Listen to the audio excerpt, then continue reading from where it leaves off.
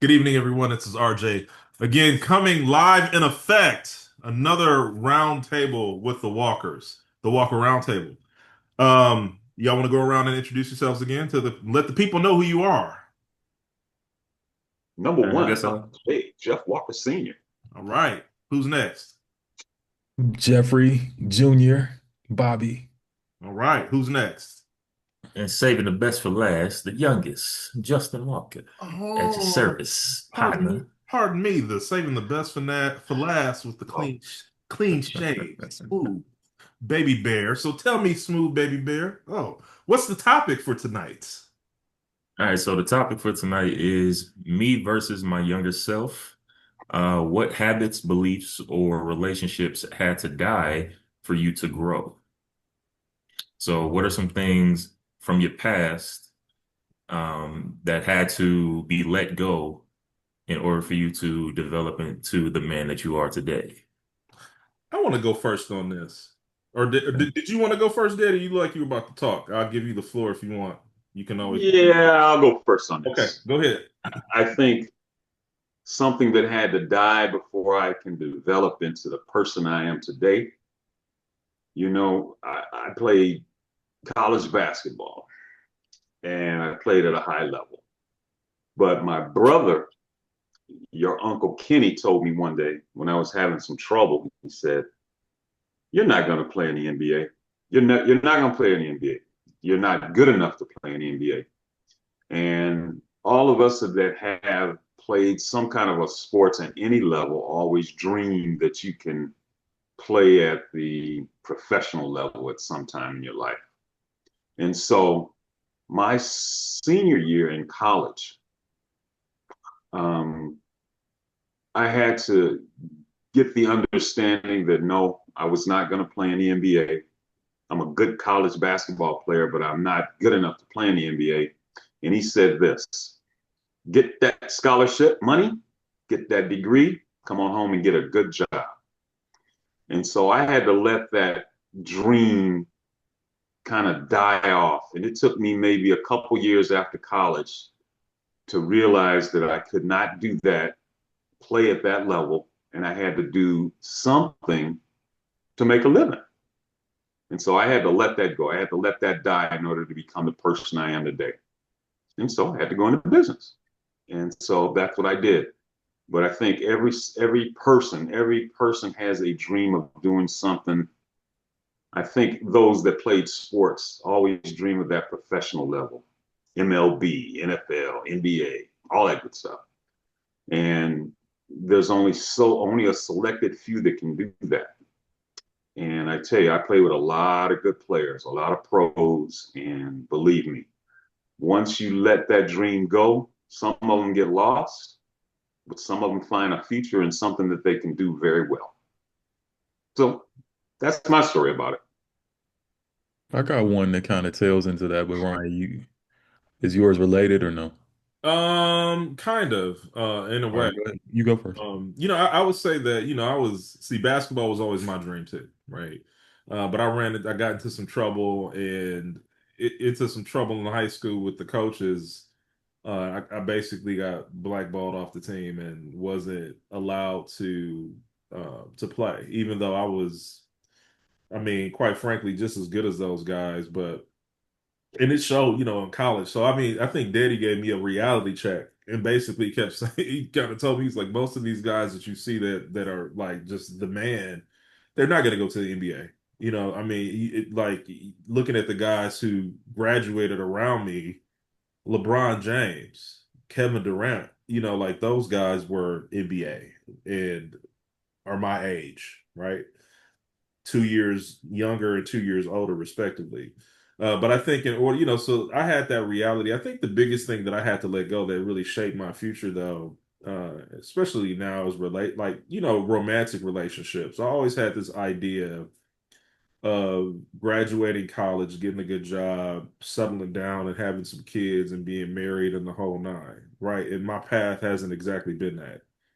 Um, I've had a handful of serious relationships. And for one reason or another didn't work out, right? And I think that I had to learn how to shed the idea of, and get over and know how to move forward in life alone, and be purpose driven, guided by God. Like it's a privilege to be in a relationship. And some of those relationships are messed up, right? Some of them I messed up, and some of them were messed up by some of the women that I dealt with, right?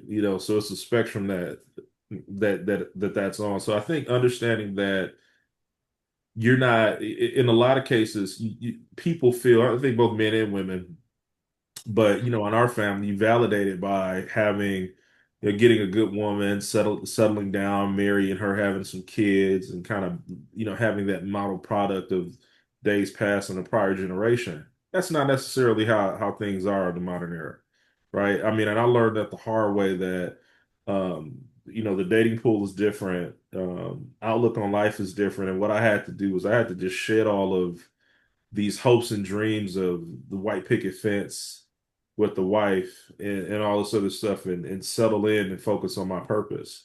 And that be the catalyst for everything that I do. And that basically shaped me into who I am today because relationships, marriage is the furthest thing from my mind. Uh, it's the furthest thing from my mind. I don't think about it. I don't care about it. Um, but if I'm blessed with it by God, I mean, sure, I do desire a wife and all that, but my main priority is being a father. And after that, it's being successful and accomplishing the things that I set out to accomplish.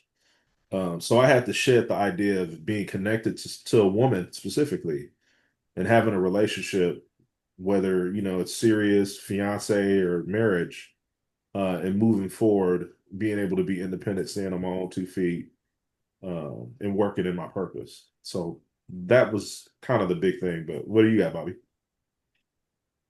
So, I mean, I have some things to say about that, but the first thing I want to talk about is a little bit related to what said earlier, which is I think I had to shed my original definition of what success was. Right? I think from an early age I was always feeling like I had to grind um with school so that I could get a good job, so that I can get these titles, so that I can make a bunch of money, so that I can get and gain status. And then we played different sports. We didn't play, or I mean, I played them all, but I think I was the best in football. I'm probably like Justin.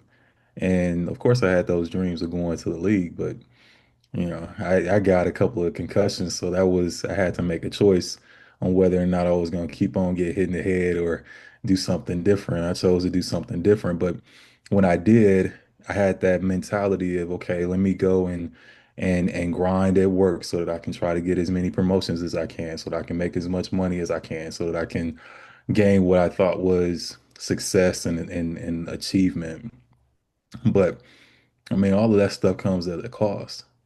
And I think that one thing that I remember, so this was when my daughter was a newborn, and I was on a call with a team that was in a different country. So late for me, early their time, and I have my baby in my arms on a call, trying to present and direct a meeting, and trying to keep her. Um, trying to get her to go to sleep in my arms, all of that stuff at the same time. And it just hit me like, oh man, I'm not um in that moment, I'm not present for either one. I'm not present for the job. I'm definitely not present for what means the most to me, which is my kid. And so I think that I shifted my mm, my feeling about success.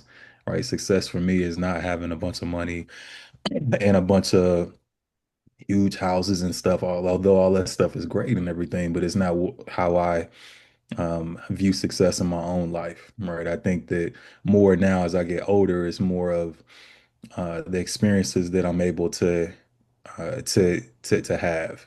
Right. With family, with friends, folks that I care about. Um, Peace and purpose. Right. Peace is a big one. Purpose is a big one. right? Being able to be present with people that matter to me, and then I'm able to pour into. And if I have something to teach them, then I can teach them something, right? So those are things to me that now um, those are the things that are success for me, right? And I had to shed that old vision of it in order to get there, and I think it's serving me pretty well right now. I'll come back to some of the other ones later, but Justin, I want to give you a chance. Yeah. And like there's a couple of things that I want to touch on, like, that y'all kind of already kind of mentioned. Um, with Ryan, with the whole relationship idea, and Ryan has had way more relationships than me, but from a place of, looking at two older brothers and seeing their relationships and how they've moved in their relationships, but just also in just the modern times of things like social media and our ability to be able to see the world through this unfiltered lens. I had to let go of the belief that women were like constantly benevolent, um, or like the more benevolent of the two genders. Um, I guess that comes with like that Disney generation that we grew up in, where the woman is always the princess and the man always has to be the knight in shining armor that's always the protector and provider, and she's the delicate flower. Well, reality is a lot, different from that, and that's something that I think a lot of men in our generation has had to let go, and is grappling with now because of the things that we see in today's era with how men and women are kind of at each other's throats. So that's one belief that I had to let go, is that women are just as evil or just as malicious as some men can be. Yeah, it's They are human, not. just as human. Yeah, they're human, just like the rest of us. Another thing, I want to touch on, Daddy's sports topic. You know, like Bobby, you had those injuries, playing sports. I had that shoulder injury that made me have to sit down and rethink, oh, dang, I can't play college ball now. I wanted to go to the league. I felt like I was, big enough to, at least play college ball and at least have a chance to possibly make it into the NFL. But, dream deterred when, you snap your shoulder and you got to have, all kind of stitches, in your shoulder, and now you can't hardly move it. So that was one thing that I had to let go, was that idea of, you know, I could be, the next black athlete that makes it to the league. Um, so I think a lot of black men, have that idea. They have those idols that they look up to, those sports idols, and think, that's a path that I can follow. And I think, going back to Daddy's idea, when you have to be grounded in that reality, is kind of a blow to your ego, and you have to, sit in reality and say, okay, what are some other things that I'm good at? What are some other things that I can do to make a living? And so that was another thing, like just like y'all, I had to grapple with. But one big thing for me, especially, a habit that I've had to let go, that I'm more cognizant of now, as an adult, that I wasn't um, as aware of when I was a kid, was my relationship with my health, food and health and things like that. Um, Now, as an adult, I'm much more cognizant of things like the things I eat, making sure I get time to work out, because as a kid, I didn't have the education of what was healthy, what kind of routines that I needed to stick to, the types of diets that, some people can be on versus some people shouldn't be on, people being able to have, junk food in their diet all the time because they have higher metabolism versus somebody who doesn't. So that was one big thing for me as an adult that I had to grow into, is releasing those old habits of unhealthy eating, and just an overall unhealthy lifestyle, because I knew, you know, something isn't clicking with, how I'm eating and how I'm, you know, not exercising as much. And I had to get on that as an adult. And so if I had to give advice to my younger self now, I would say stay on that early or get on that earlier, so that you don't have like any health problems in the future. So I want to give y'all that question. Like, if y'all had to give your younger self some advice, what would you say? That would be one thing I would say to my younger self is be healthier, develop those healthy habits earlier. So what would be something that you would tell your younger self if you had to? Well, let me just tell you guys because I'm older than all of y'all.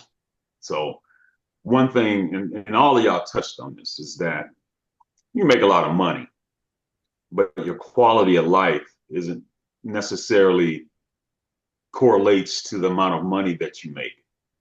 The quality of life is something that you should always be cognizant of. And I've been on both spectrums where I made a lot of money, broke sometimes, but what made me, I guess, grounded in my life is that it was always the quality of the life, that I wanted to see you guys enjoy, and myself included, is that, when we raised you guys, we didn't have a lot of money at sometimes, but I always wanted to stress it's not how much you have, it's what you work with.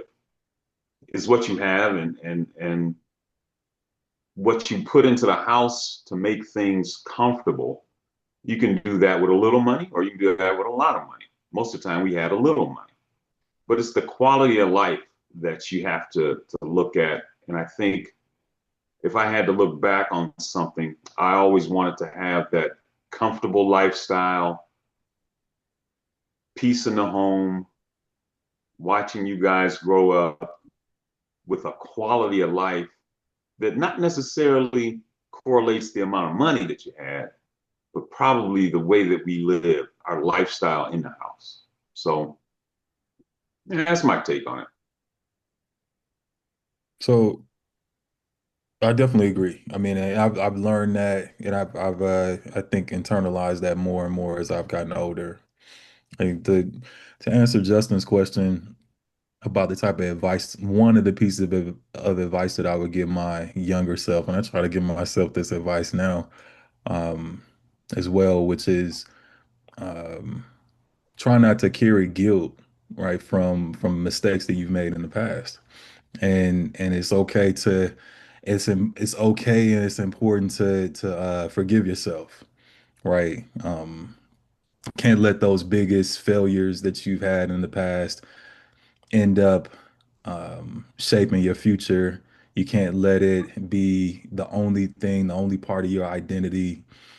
Um, there's many mistakes that I've made in my past relationships, mistakes that I make every day in parenting, mistakes that I've made in communication, with money, with everything, right? But I can't let it define me. And that's something it's hard. It's easier said than done, right?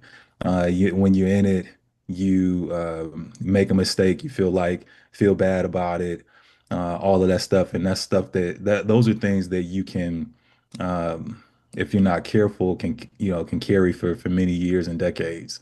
And I think that in order for somebody to get to peace and really feel, happy in their life, they have to get rid of the guilt and forgive themselves, right? And not feel shamed by whatever it is that they're holding on, right? And believe and understand that in relationships or whatever it is, if that person is really going to love you and care about you, then they care about you and your past mistakes, and they're willing to forget those and move forward, right? And but I don't think that that's something that you shouldn't put on.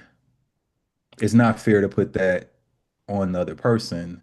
It's up to whoever is holding on to that in the past to let it go and to forgive themselves. Right. So that's something I think that I one of the things that I would give advice to my younger self on. The other thing I guess kind of related to that is when I was younger, um, and I think this is probably typical for folks like us. I thought that therapy was just not something. It didn't make any sense. Why would I spend some money to give somebody some money to tell them all of my problems? They don't care about me, right? What I learned is that you everybody needs somebody to be able to talk through some things sometimes, right? And it's not healthy to hold on to everything that you got going on. We deal with a lot of stuff, right? Over just the course of a day, we deal with a bunch of stuff, right? Things come up in every aspect of life. And I think it's healthy to be able to talk to somebody. If it's not a therapist, it's a trusted friend. If it's not that, then it's a family member. Whoever it is, it's somebody that you feel like you can go and talk to them without judgment, without fear of anything, and it's just somebody to listen and help guide you to better clarity on what it is that you're dealing with. So I think that now, although in my personal experience, I had a great experience in individual therapy. I've tried couples therapy a couple of times. Those things, it didn't work out. It's not that I'm not saying that it's not something that will work for other people, right? It just for whatever reason, unfortunately, because I wanted it to work. Unfortunately, it hasn't worked for me. But I think that it's a good tool to have, and I think that I had there was always I looked at it as like a stigma behind it, right? If you go to therapy, then there's something wrong with you. I don't feel that way anymore. So that would be another thing that I would tell my younger self is at least, if on the individual side, if you need to talk to somebody, talk to somebody. So I think it could only help you see things a little bit more clearly. I don't think it could hurt too much. Let me just jump in real quick. Um, you mentioned forgiveness. Here's my definition of forgiveness. Forgiveness. It's releasing someone from an emotional burden. And what I mean by that is that, and that goes for yourself too. There's something emotionally that you're carrying. It's a burden. It may be guilt, it may be hate, it may be whatever. But when you forgive somebody, you're releasing them from that emotional burden so they won't have to carry that baggage anymore. And so you can look to yourself to do that.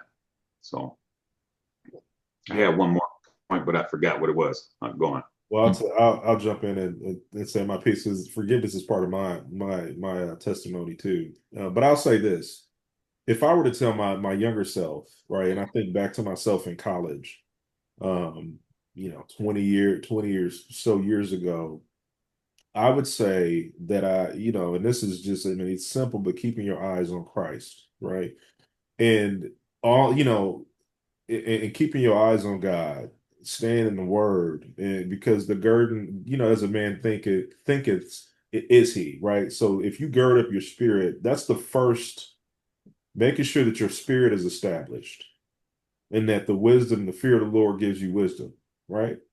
So I think that instead of just, looking for the secular knowledge that's true in the world and studying, I should have been praying a lot more and really centering myself, right? Because that's what I do now. It's about spiritual refinement. Everything else is secondary, right?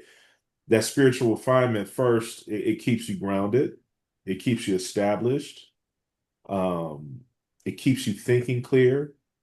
You pray yourself through it so you can think clear. Your spiritual refinement, knowing that God is the source, so that um you have the energy to deal with stress. Stress doesn't stress you out.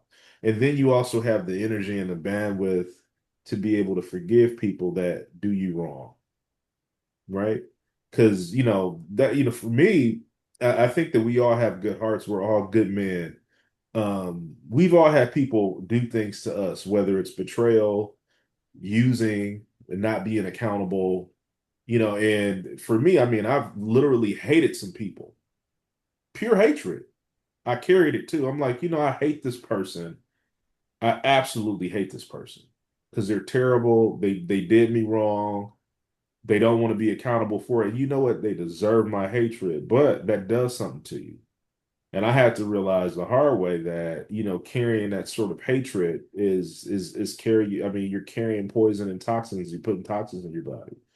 So to Bobby's point, you want to seek therapy so you can heal, but you also want to pray and stay aligned with God. And to Daddy's point, you want to release that burden so that you can move forward in life in a healthy way, right?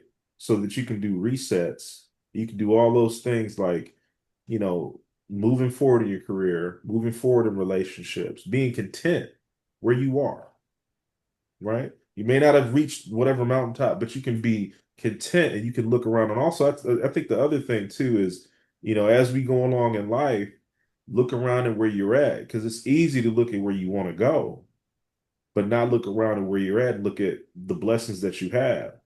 Being extremely blessed. Every now you look on CNN or MSNBC, all of these people over in the Middle East that have been at war since the beginning of time and struggling, or in the Baltic states. And we're living, I mean, comparatively speaking, we don't have those issues, those same issues. So that's, in a nutshell, what I would tell myself is to focus on your spirit, focus on God, keep God first. Um, let those, let those issues of betrayal and hatred go. Forgive, forgive, forgive. Move forward in life. And kind of just have those blinders on and stay focused on your mission and stay focused on your purpose because all the other stuff in due time and in due season will be added onto you. But you just got to get in the flow of what God wants for you. And if you stay there, everything else will just happen as He unfolds the dominoes. Hey, real quick, Justin, before you go, I just wanted to correct. So, when I was talking about therapy, I recently failed at it, right? But what I'm saying is uh, that hopefully if it's not the therapist, it's somebody that you can talk to, right? And ultimately, I want, in a relationship, ideally, that's your partner that y'all and talking to each other and you have the openness and the trust that's there enough to the point where y'all can talk about anything, right? That's what I want one day. But for sure, definitely advocate for it. I don't want to make it seem like I've done therapy and it's been all roses. I've had good situations with it. I've had situations where it failed, but overall, I think it's a positive thing for people if they try it out. So, Justin, you want to wrap us up? Yeah, like on top of the, advice that I would give my younger self about like health and wellness. Um, Another thing that I could say, like specifically for me, um, that I saw that Ryan was really good at, in comparison to me was his ability to socialize with people. Um, my entire life, like I felt that I've always been kind of guarded around people, and I felt like that has served me to a point. But like you said, Bobby, like being open to trusting others that you can confide in and, having somebody to talk to, I feel like that circle of people has been this small for me. And, and I feel like that's kind of a good and a bad thing where, I don't necessarily deal in um quantity over quality. I like to have quality people that I talk to, like my brothers, my father, my mother, my best friend. And that's really about it as far as like the people that I can really trust. But I do feel like one thing that um is something that is essential for life is being able to connect with other people that you can trust. Because there have been moments in my life where that I look back on now where it's like, dang, that person was trying to get close to me. And I just kind of, for whatever reason, kind of shut it down and, was guarded. Um, even though I do think that, as a man, you have to be on defense, especially as black men. You have to be on defense in the world because there are a lot of things that are coming for you to shut down whatever it is that you got going. But at the same time, I don't believe God put us here to constantly be on defense. I believe God put us here to connect with each other, to love each other, and to live life to the fullest. So that would be some advice to my younger self would be to just be a little bit more open, be a little bit more sociable, and find that point where you can say, okay, I've lived a life that is fulfilling, instead of a life that is being constantly on defense and constantly guarded. So that would be something I would tell my younger self if I had the opportunity. Bobby, you want to wrap us up? It looks like we got about a minute to go.